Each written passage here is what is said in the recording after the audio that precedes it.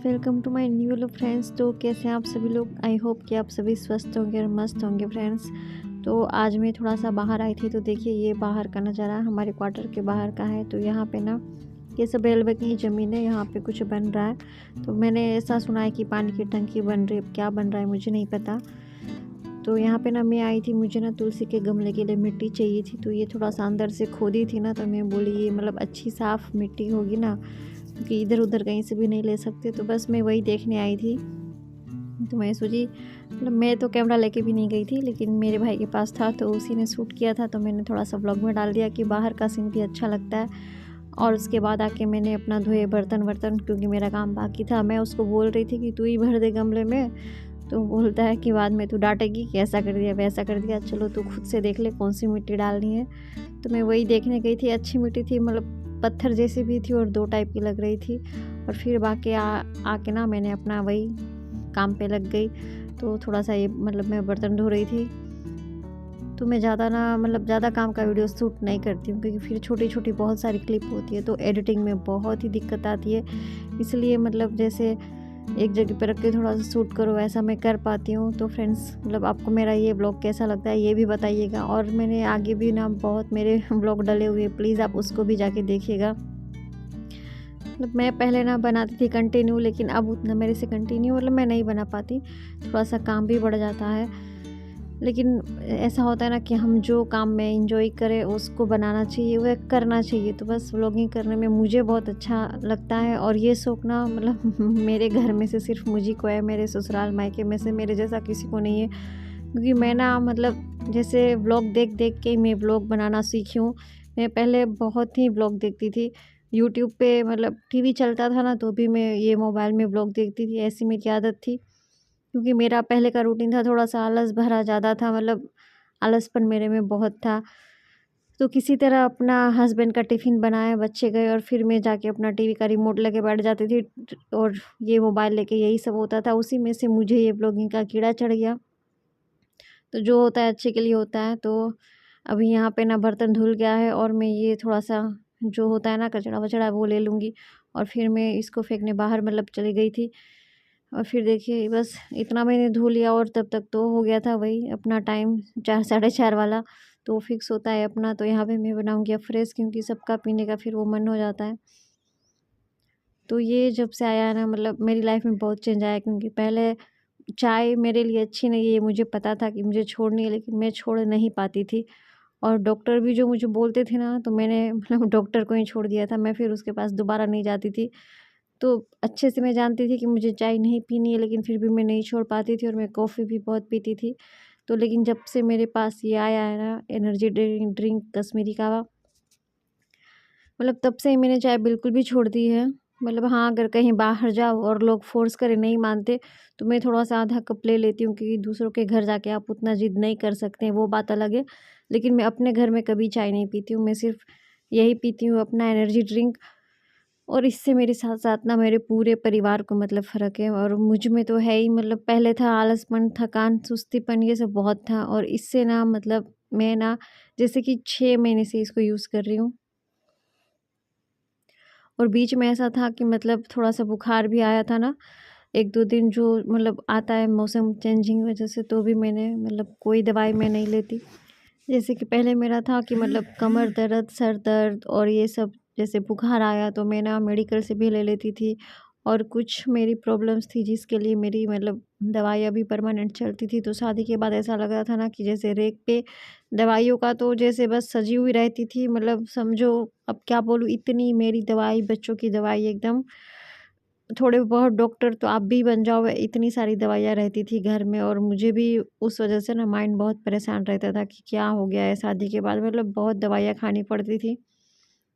तो सच्ची बताऊँ, 6 महीने से मैंने एक भी मेडिसिन नहीं ली है, कोई भी नहीं। क्योंकि मैंने एलोपैथी, आयुर्वेदिक, मैंने सब ट्राई किया था। मतलब मेरी जो प्रॉब्लम थी ना उसके लिए मुझे छुटकारा नहीं मिल रहा था। तो मैं पहले से जानती थी कि चाय छोड़नी है, लेकिन नहीं छोड़ पाई थी। लेकिन ये रिप्लेसमेंट मुझे अच्छा मिला है।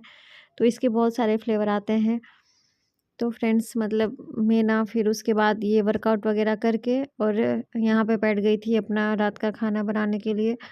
तो मैं यहीं वर्कआउट की थी। अभी ठंडियों में कभी आंगन में करती हूँ, कभी अंदर करती हूँ, जैसी जगह मुझे मिलती है। और मैं अपने मोबाइल से करती हूँ ना, तो वो सब मैं शूट नहीं कर पाती, क्योंकि मैं खुद ही के मोबाइल से जब करती हूँ वर्कआउट तो फिर उसको कैसे शूट करूँ, क्योंकि दूसरे के मोबाइल में करती हूँ ना, फिर वो एडिटिंग में बहुत प्रॉब्लम आता है। और यहाँ पे मैं बस आलू छील रही थी, तो रात का खाना मुझे बनाना था और मैंने ये मैट उठाया नहीं था, मैं उसी पे बैठ के कर रही थी। ठंडी लग रही थी, तो ठंडी के मौसम में ना मुझे ये मैं योगा मैट है ना, उसी पे बैठ रहती हूँ, इसी पे अच्छा लगता है मुझे।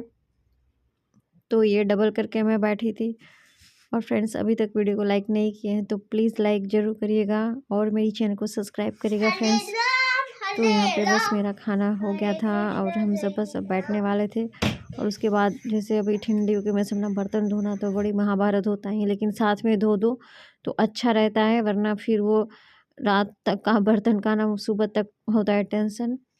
क्योंकि किचन में जूठा बर्तन ना ही छोड़ो तो ज़्यादा अच्छा है। अगर बर्तन छोड़े तो फिर कॉकरोच वगैरह की प्रॉब्लम भी बढ़ जाती है, इसलिए मैं किचन में बर्तन नहीं छोड़ती हूँ। लेकिन पहले आंगन में मैं धोती थी ना, तो मैं रात के बर्तन कभी कभी छोड़ भी देती थी, लेकिन किचन में कभी मैं जूठा बर्तन नहीं छोड़ती हूँ।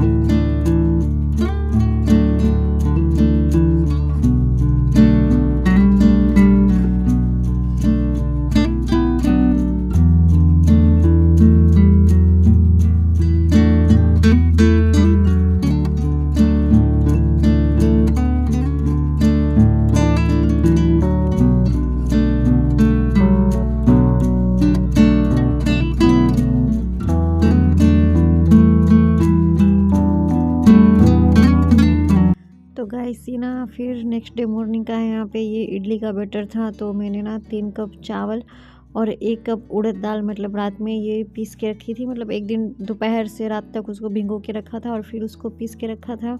उसमें नमक डाल रही थी मैं, और यहाँ पे ये सारी सब्जी आई थी, तो इसमें से कट पीट करके ना मेरा सांभर चढ़ चुका था। मतलब ये सारी ताज़ी सब्जी आई थी, सबको फ्रिज में रखना था, तो एक साइड सांभर दूध चढ़ा हुआ था। और इन सारी प्लेट्स में ना तेल लगा लूँगी।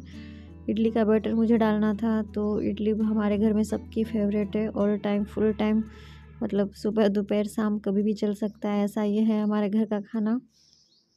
तो बिल्कुल मैंने भी खाया था, ऐसा नहीं था कि हाँ एकदम, मतलब मेरा ना आइडियल वेट आ गया है तो इसलिए अब मैं खाती हूँ, लेकिन हाँ फ्यूल बिल्कुल नहीं छोड़ती हूँ। कभी कभी तो मतलब दोनों टाइम पीती हूँ, और कभी जैसे रात का मैं फ्यूल छोड़ती हूँ, लेकिन सुबह मैं कभी नहीं छोड़ती हूँ। तो मेरा ये हो गया था, मतलब 18-19 मिनट में ना मेरी इडली हो जाती है। तो वही 15 से 20 के बीच में ये मेरी इडली पक गई थी। तो मेरे को ये ना मतलब 3 बार ये कुकर चढ़ाना पड़ा था इडली वाला, तब जाके हुई थी मेरी। और सबको बहुत ही टेस्टी लगती है। तो एक कढ़ाई हो गई, उसके बाद देखिए मेरा सांभर भी हो गया था। तो इसमें सारी वेजिटेबल्स मैंने डाली थी, मतलब गाजर, टमाटर, लौकी, बैंगन, आलू, प्याज, यही सब था। और यहाँ पे मैं ना अभी सांभर को छोंक दूँगी। तो मुझे भी बहुत अच्छा लगता है, और हरी धनिया बहुत सारी थी, मतलब सोची थी चटनी बनाने के लिए, लेकिन फिर सोचे मतलब सांभर इडली खा लो। लेकिन अभी भी मेरा धनिया फ्रिज में रखा है। तो फ्रेंड्स, आपको ना मेरा ये व्लॉग कैसा लगा प्लीज़ बताइएगा। और मेरे मतलब जैसे पुराने व्लॉग भी जाके उसको भी सपोर्ट करिए फ्रेंड्स प्लीज़। और लाइक कमेंट शेयर ज़रूर करिएगा। तो यहाँ पे ना मैं जयदीप के लिए निकाल रही थी, तो ज्योतिका तो स्कूल गई थी, लेकिन वो मेरे पीछे ही लगा था। तो फ्रेंड्स, बाय बाय फ्रेंड्स।